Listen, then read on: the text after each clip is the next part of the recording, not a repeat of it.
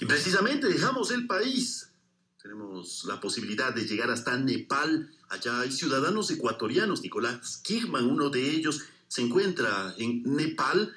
Tomamos contacto, le saludamos desde acá a las 7 de la mañana con 26 minutos y le consultamos sobre lo ocurrido, sobre el balance de lo que ha pasado luego de los dos descomunales sismos registrados ayer allá. Nicolás, muy buenos días.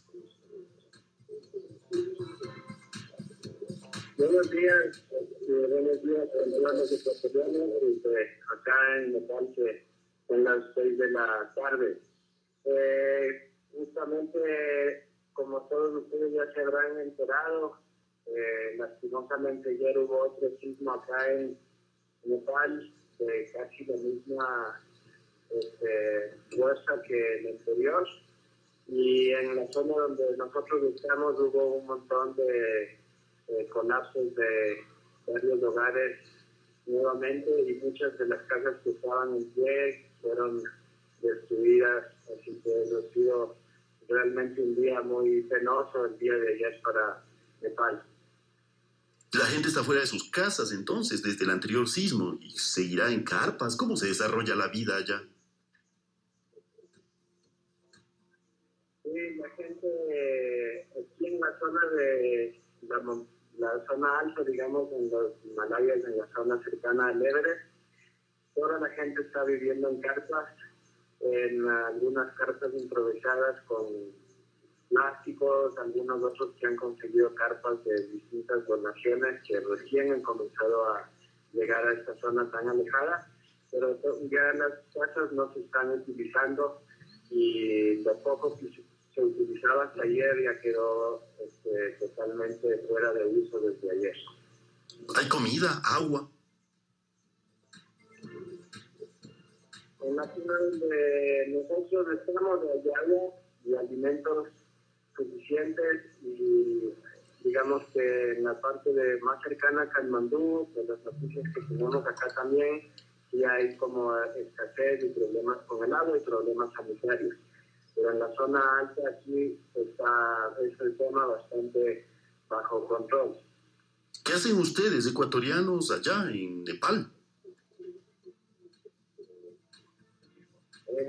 Nosotros estábamos haciendo una caminata por esta zona de un mes, en la zona cercana a este parque grande que se llama Sagarmatha, que es el parque donde están varios de los montes muy altos, y hay varios circuitos para hacer trekking, y al final de nuestro trekking estuvimos en el primer temblor, y después ahí decidimos quedarnos acá y comenzar una campaña de apoyo y de solidaridad para las familias sherpas de la zona de donde estamos más afectada, que se llama Tame, el valle de Tame, y nos quedamos tratando de ayudar a la gente tanto con esta campaña y con nuestras propias manos, digamos, ¿no?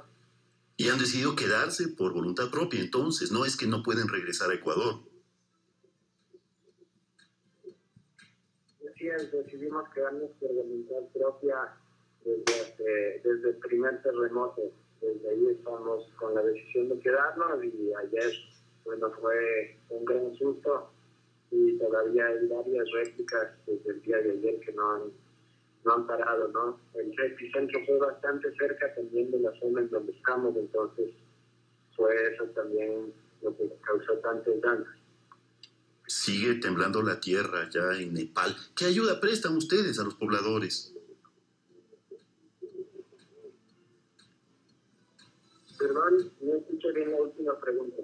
¿Qué ayuda están prestando ustedes a los pobladores?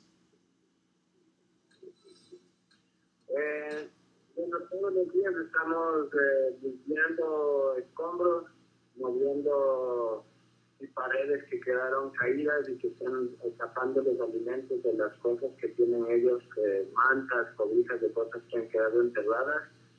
Y también estamos organizando una campaña que se llama Hombro a Hombro con Nepal, en la que los ecuatorianos han participado mucho en este tiempo, y que está, digamos, juntando una dinero que va a servir para la compra de alimentos y otros bienes emergentes, ¿no? Porque no es que podamos solucionar tampoco a largo plazo. Lo que se requiere aquí es una inversión gigante, sobre todo para construir viviendas que son es lo que se quedó totalmente destruido, ¿no? Pero ese es un problema que requiere muchísimo dinero.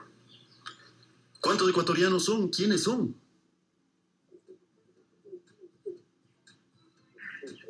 Yo soy Simón y mi esposa, ella es argentina, se llama Magali Canterevich. Somos solamente los dos, aquí no hay realmente ningún turista. Había un norteamericano hasta ayer, pero no le hemos visto más. Él también estaba reuniendo fondos para la misma causa. ¿Llega la ayuda internacional? ¿Fluye? En la zona de acá no hay ningún tipo de ayuda internacional y ni tampoco hay ayuda del gobierno. Es muy escasa la ayuda del gobierno que hubo. Los monjes del monasterio de Copán son los primeros que llegaron acá hace algunos días para distribuir alimentos y hace no más de 3 días, 4 días llegaron a través de alguna fuente unas cartas de la Cruz Roja alemana que son con las que la gente va a pasar este invierno. Muy bien, Nicolás. Entonces nos quedamos a la expectativa de lo que ocurre y ojalá deje de temblar la tierra allá. El problema es sobre todo donde están ustedes, al norte, nos dice, de Katmandú. No es en la zona urbana, en la capital, sino en un valle ahí al pie del Himalaya. Así es, no es en la zona urbana, es del noroeste de Katmandú. Estamos nosotros a 3.700 metros. Es en la zona conocida como, es la zona del Everest, donde se hace el acercamiento hacia el Everest, hacia el campo base. Fue por motivos deportivos, ¿no? ¿Había ido antes allá al Himalaya?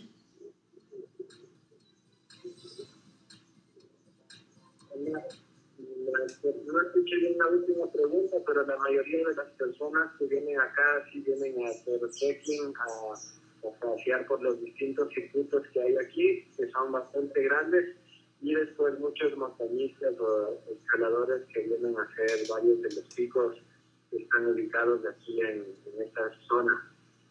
Hay personas especialmente vulnerables en las catástrofes, niños, ancianos. ¿Cuál es la situación de ellos allá? Y hay varios ancianos que viven solos, muchos de sus hijos trabajan fuera de Nepal o viven en Katmandú. Y también hay varios niños que están también así en una situación bastante frágil. Niños y ancianos han sido bastante golpeados acá y van a tener muchas dificultades para los meses que se vienen, sobre todo porque esta es una zona que vive fundamentalmente del turismo y esa fuente de ingreso quedó totalmente acabada, ¿no? Porque la gente no quiere venir y también porque su pequeña infraestructura que tenían quedó destruida, entonces no tienen a dónde recibir tampoco ya los turistas. Nos alertan de una página de Facebook, Hombro a Hombro con Nepal, para saber más. Muchas gracias. Esa página es de ustedes.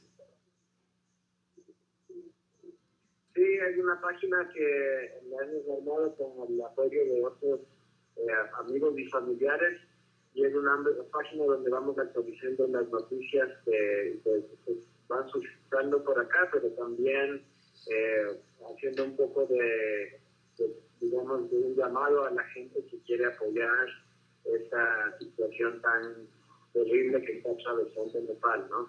En distintos lugares. Nosotros estamos solamente en esta zona de la montaña, pero sabemos que Katmandú y las cercanías de Katmandú hay una situación muy compleja que se vive también allá. Antes del sismo, ¿Nepal normalmente es un país pobre o no tanto? Nepal es un país sí, bastante pobre, no hay mucha infraestructura, no hay muchos servicios, es un país que tiene así, vive con las juntas, digamos, ¿no? Y hay una población bastante grande y no hay muchos espacios para cultivos tampoco. Hay una gran parte del país que está en la montaña, entonces dificulta también todo el tema agrícola. Y hay una gran mayoría de la gente que está relacionada con el tema del turismo, que sí es gigante aquí en Nepal, justamente por los Himalayas, ¿no? Y después una parte pequeña que se dedica a la pequeña producción de alimentos, más o menos como en la serranía del Ecuador. Muy bien. Gracias por contarnos, Nicolás Kingman, desde allá, desde Nepal, por su tiempo. Claro, tomar todas las precauciones, los cuidados, sigue temblando la tierra, nos dice. Estamos a la expectativa acá en Ecuador de lo que suceda allá con ustedes, con la gente en general de Nepal. Gracias, Nicolás. Muchísimas gracias a ustedes también y gracias por dar a conocer al Ecuador de esta situación tan compleja que vive un país hermano y tan querido como Nepal. Y muchos saludos para todos. Gracias a ustedes. Un abrazo a la distancia. Son las 7 de la mañana con 37 minutos, una hora menos en Galápagos. Hacemos una pausa